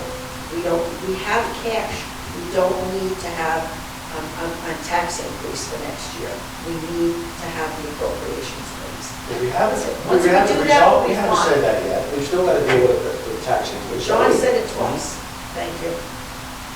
All right, so we'll just leave this within the next couple months, if you could just give myself and John a direction of where to go, if it's going to be legislative remedy, if it's going to be a one-time waiver. As you said, we're not having, we are having. We can do that. We can have to do that. And if you would like to pursue for a You referendum. don't have to have one. Looking at you to keep that on track. Sorry, some respect to Christine. So what we're talking about here is 3 different ways that we have that would provide a possible solution for this. And the first one is to have a referendum. If that needs to happen, then we need to be able to give John and Christine some time to prepare and an indication that we would like to pursue it. The second thing would be an appeal to the state, to the BCA, and that's something that we could try for. But it's a one-time remedy, and so it's not sustainable, and it's not something that we really want to look for just for 1 year. We probably have to go back again, so it's probably not a good option for Blairstown. I don't know if anybody agrees with that, but I'm just saying. Number 3 is a legislative or a special legislation remedy to that, which would be a conversation that we would probably begin with John DeMayo, and that's fine too. I don't see why. That's the one time. No, that's what I'm saying. That's option 3. Yeah, that's a separate, that's what I asked, it's a separate thing. So just to clarify what those 3 things are, I don't know why we couldn't at least pursue option 1 for a 2026 referendum, have an understanding of what those costs would be, have an understanding of what would have to happen, how long, there's a timeline, how long we would have to educate the public and what that would happen. We've talked about that from the perspective of having to add a police Well, we may or staff. may not, who knows? Just saying, different reason, but same solution, right? Same solution is to have that referendum. And I don't know why we couldn't at least approach John DeMayo and say, hey, like, we're having this problem, we think it's something that we're not He's alone in. already been approached, and he will have the proper staff there. So it's already done, that's teed up. It's teed up Who else? to bring John into the meeting. Who else has had those conversations? What would be, With the mayor. You said, I mean, are there other towns that are? No, he was there. so what would you It's be just asking him what- for? What would you be asking him for, the mayor? But that's what they have to tell us. And the relief would be, I don't know what we can even, I don't know what we can ask for. Now, we go in there It's and happened, say- something's happened somewhere that his finance people will know, that they can say, yeah, you could maybe raise it 5%, whatever. I don't know, we're gonna ask for legislative relief. But it's the kind of relief, it's not 1 year, it's gonna be going forward. No, A no, reset. I'm going to say that that type of legislative relief is likely what had to happen in advance of the different reliefs that have happened in the last couple of years, like the extra appropriation the extra for when The state gave. when the state gave, right? The one-time, That wasn't legislation, Raise. I think that was by reg, right? I'm not sure. what The we're changes referring to. for the increase in healthcare costs and stuff. Oh, That right, was- that would have had to come from the same kind of that's an process. annual, that's an annual decision. That's not a- that's not- State, what goes in, what's out. It shouldn't be such a mystery, we should be able to figure this out. Anyway, so those are the things that we're looking for. Is there consensus among the committee to have John and Christine pursue information with regard to the 2026 revenue? I'm for that. I want a am too. permanent solution. I am I too. want a permanent solution. I don't want to fix it for 1 year and come back. Because it's not going to get better. People aren't, you're not going to be reduced, could we reduce in this town?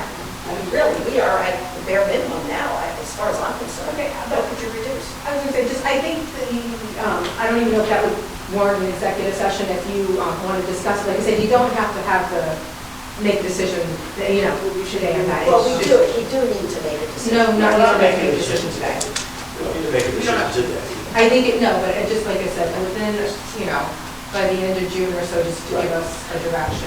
But I want to talk about open space. We're not, we will. Not there yet. You're getting there, We're not you're there getting yet. there, right? All right, Okay. all right, so enough for that. So we are at a 1.2 cent increase. The budget is under the appropriation cap by 0, but we made it, and we're under the tax levy. Is the township committee okay with the 1.2 cent tax increase? Joanne wants to speak about open space. She, on one of the sheets you have, it is what our open space is. It is the 2025 projected budget for open space. We started the year with 400, at the end of the year, December 31st, 2024, we had $48,925.48 in open space. With the 4-cent levy, or 4-cent tax that we have on open space, it would bring in approximately $280,000. The 2025 proposed budget I have for open space is $255,500. That would leave us an estimated end of balance about $73,000. That does not include interest, that does not include any miscellaneous incidental that can be charged to the open space. Joe and I are respectfully in disagreement. I would like to keep the open space at 4 cents. Our goal, this is one of our trust funds, this was the original purpose of increasing it to 4 cents, was to start building back up our open space. It can be used for various projects, et cetera. I don't vote, I just present the budget, that is up for discussion for the governing body. So that's where we stand. Joanne would like to propose to take a ½ cent out of the open space to offset the increase in the current fund. So bring down the open space tax to 3.5 cents. That's approximately $35,000. So instead of an estimated balance of $73,000, it would be brought down to about $28,000. So that is just what's on the table. That's But the way, respectfully before Joanne speaks, the way this is written, we really could only to make the budget, to make this work, the open space budget, we could cut ½ cent. Yes, that's what she's proposing, ½ cent. Correct. I would like to, like I said, There's no reserve, it just kills the reserve, like you just said. For 1 year. And what we do have in the open space budget is, We're gonna need to increase, If you these reduce numbers the will open space increase. 1 year, you're gonna re-increase it for 3.5 cents 1 year, and you're gonna go back. Because if you do the referendum, you get the proper salaries allocated to open space, which is not 155,000. We haven't done the referendum for 25, so I don't know why that would even be entertained for 25. No, no, It with the future. does, even a half cent decrease would certainly make taxpayers a lot happier. I hate being the line item that people look at and go, oh, look there, that's where they're raising our taxes again. See that, but also we just committed 50,000 for the farmland conservation. But it's in there. It's in. Yeah, and with that, to reduce it, with all the impact would be is that the estimated balance at the end of the year is at 73,028. 38. 38.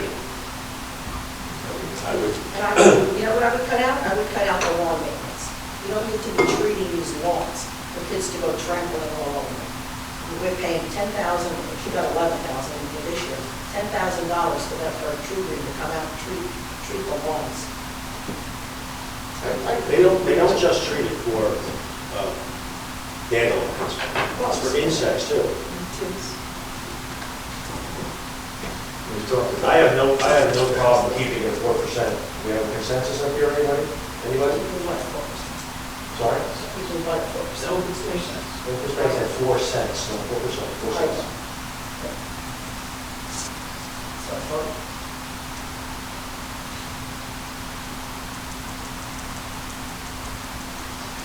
Well, let's go back to the other side. Let's go back to, if we're going to end math, let's go back to that 1.2 cents.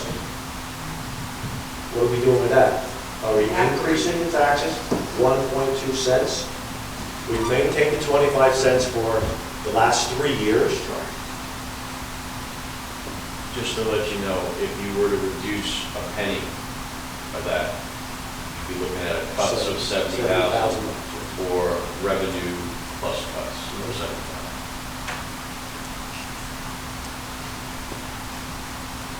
well, the only thing you could cut, if you didn't want to do the 1.2 cents, is capital. You have to take the capital out. So what are you going to take out of capital? I don't know. You want, Well, is you anybody, take health insurance. does anybody have a problem with increasing it 1.2 cents? Increase, they're making a 3-cent tax? 26.2 cents, everybody's doing. I am. What do you mean? 1.2 cents. 25 going to 26.2, got it. Listening. Does anybody have a problem with that? And I'm never in favor of any tax increase personally, but So is the question that if we reduce the open space tax by 0.5%, or by anything, that it would, instead of being 25, going to 25, 26.2, be 25 going to 26, or 20? 1 penny is 1 penny, right? open space tax and the municipal tax are two separate. I understand. Presented separately. I understand. Yeah, 1.2 up here, 0.5 down on there. So a net of 0.7. It's the net. That's what I'm looking at, is the net. Right, so Joanne's proposal was to reduce the open space tax by 0.5 penny, right? So then, would that make that 26.2 go down to, from 25? No, it just offsets it under It tax. offsets it on what the. For the little nuance, anybody gets that. Yeah, And you know, let's talk in dollars now, right? that's what I'm asking. In $300,000 assessment, a penny is, 70,000. It's $3. no, in assessment, in tax. So the average taxpayer. $36 for the year, $3. $36 a year for a penny. It doesn't sound like At much. 1.2 cents, it's 30 36. to 36 can't sound like a lot to a lot of people. But $3 a month, it just can't sound like too much. And then nobody's up here trying to go crazy raising taxes, but $36 a year, just, it's pretty hard not to. When the schools, if anybody's sitting up here telling me the schools have got more funding this year and the taxes are going to go down, if that's what I'm hearing, or the county's going to go down, I don't know about that. And like, when I started this, I told you that your revenue is down 305,000 because of a state aid that's no longer there. You are still in a period of pretty, not historic inflation, but pretty high inflation. Hopefully we're coming out of that, but you're still in it. You know, I mean, at some point, you've got to, in my opinion, you've got to look at all options on the table, so. If you want to get down, I really believe you have to cut at this point. I don't think there's any more revenue that we can increase the budget by. If you want to stretch fund balance, I don't think that's going to help you going forward in recovering the amount that you use. Can it be done? It can be. Still don't think that that's the best option. Can we not cut the open space and increase the town by the full penny, not 1.2 cents? Does that even matter? You have to cut something, you have to. Well, the 0.2 cents, what is that? If you took the reserve for improvements to roads and took 45,000 out of it, well, what is that? Well, it's not even, it's 20,000. It's not even, it's one-fifth of 70, $3,500. What's 35,000? 35,000. 35,000. 35,000. You have to take 35,000. Nah, Get rid of the 2 cents is bulldozer. not bad. You need the bulldozer? I did the math on it. Do you need the It's bulldozer? $70,000, Every 70,000 brings it down a penny. 0.2. Well, it's 0.2 of 70. Oh, 14,000. 14,000. So if I take $15,000 out of the, take 165 down to 150 for improvements, or reserve improvement to roads, then you're at 1 penny exactly. So it's 15,000 that you would have to cut, and you're looking at $29 for the year, or $2.46 a month. At 1 cent. And we keep open space the As same. is, as at 4 is. cents. I'd be in favor of that. I would rather not cut open space. I just feel like the Puts us in a services bigger that hole we next provide year. to You just could put more salary over there, that's all. Let me be honest. Look at open space, most of it is it's committed before we ever even think about spending on open space. Next year, you won't have Purchasing. 50,000, you'll probably have 100,000, I'm sure somebody will come in and ask. You won't get it. No, there's not that many farms that are for open space. No? Well, we did ask, Okay, and said so that was the best case. then we'll do that. We'll do the 1 cent, but I'm still gonna say about the open space, but I'm 1 to 4 spots, so we can go whatever. But you will admit, there's no way around it on the open space. For all your talk, On you the have to revenue, do there's no way on around it. having the salaries out of open space. Not this There's year, no way because around it. we can't put it in the appropriation. There's no way around it. Unless you want to, I mean, I can find things to cut, yeah. I can find other things to cut, to bring the 60,000 back over there or something. Yeah. Like, but then, when the overtime goes up, you have no place to pull from. So we have to keep the appropriations where they are. We cannot change the appropriations. And I'd like you to keep in mind one thing as we move into next year as well. In this year's budget, we're using $267,000 of the reserve for sale of municipal assets. That's a one-time type revenue, and you're using that to offset some of the capital that you have in the budget this year. Once that's gone, so that's coming out of the budget next year. So unless you reduce capital by the same amount or something else, we're going to be facing a $267,000 hole, which is another 4 cents. I want to be sure that the money for Lambert that's put aside. Which one is it? Lambert Road, that this year we are holding because we're waiting for the. It's 2024 money. Yeah, I just want to be sure. I'm sorry. That money for Lambert, that 300 that we haven't It was put made yet, aside. that's put to the side somewhere. That What do you is. mean, put aside?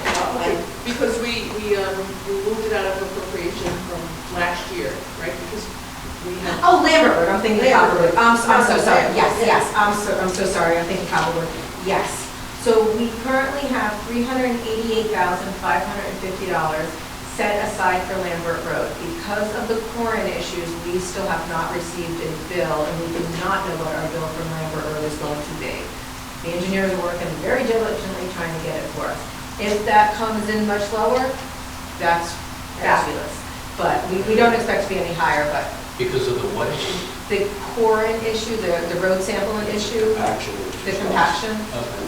So there was, it failed, or I don't know what the, Walter could probably chime in better what The the depth proper or the word thickness of the. words. So the paving company has been working with the engineer and has been working with the state for penalties on the paving company.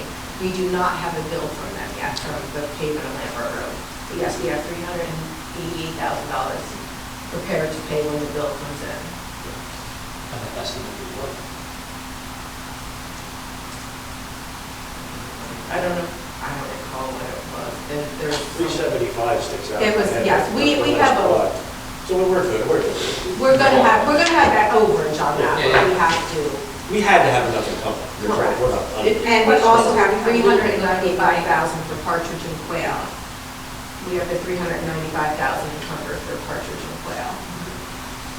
I just want to go over also with the capital equipment. We have the bulldozer, and we do not have the dump truck.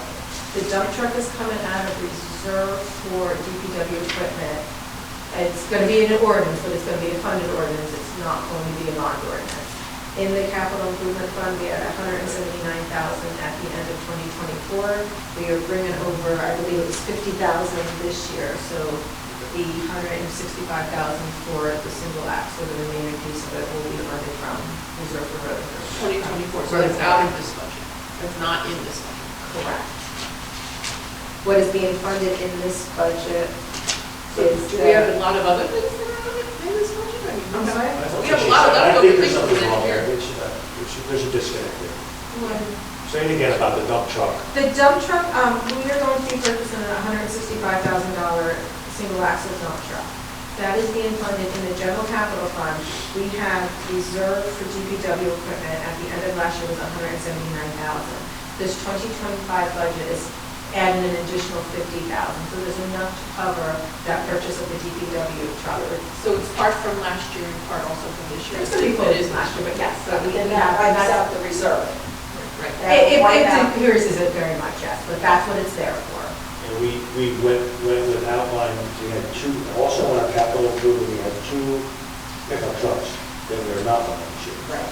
We pulled out. I thought we had no more equipment to buy. The pickup trucks, no, the pickup trucks were always in the, we have no large equipment. The pickup trucks, we are going to try to do this 5 to 7 year rotation because we are finding that if you sell an asset that has a little bit of street light in the junk auctions, we are getting some nice money for it, and that goes into the reserve for sale of municipal assets. And I think that's worked very well. Correct. That we're starting, not the large masons or the single axle, but the actual F-350s or 250s, the pickup trucks. If the state bid, we buy those right, we buy them at a really good price, and I don't know why. We get good prices for them, and by keeping them And then we within, get good money for them. we get good money for them, and within this certain time period, a lot of times the snow, the plows, and the salters, they fit the same frame because they're not, you're not looking for, retrofit a 20-year piece of equipment onto that, so that is what's going It's more for. attractive. to the Same buyer. thing with the mason Correct, dumps, and our we goal have is to stainless steel start, bodies. when we sell them, get the money for it, and that will offset. Yeah. Okay, thank you. All right. So at the end of the day, we are comfortable, or not comfortable, but we're willing to do a 1 cent general appropriation increase, leave the open space at 4 cents. And to make, do we need to memorialize that now? So we don't have a bunch of questions between now and our next meeting? That's what the introduction is for. We're introducing today? No, No. that's what you're going to Well, I mean, do. do we need to memorialize it now so we don't have a bunch of questions between now and next meeting? She just wrote it down. You only have a couple days if you got those questions. No, Well, no, we're not introducing it till April. Oh, we're not? yeah. Oh, we're not? There's no way to, the meeting is next Wednesday, the 26th. I don't think there's any way to prepare all the forms by the 26th. No, we were always planning on introducing April 23rd with the adoption May 28th.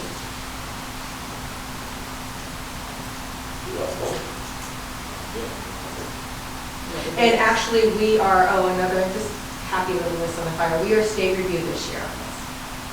So every 3 years, the state reviews our budget, we're not self-exam. So that's another reason why I don't want to rush everything down, we get it down to the state, we introduce in April. Hopefully they don't have, they just come back with their little tchotchke, comments and concerns, and we have to find something, and then we change it. April 23rd, Wednesday. And then the adoption would be May 28th.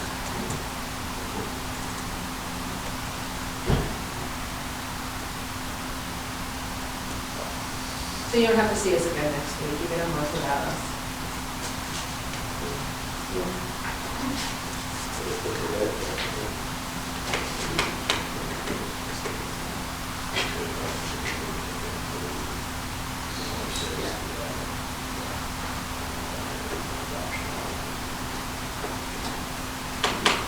All right. Thank you for your Thank hard you. work. Thank you.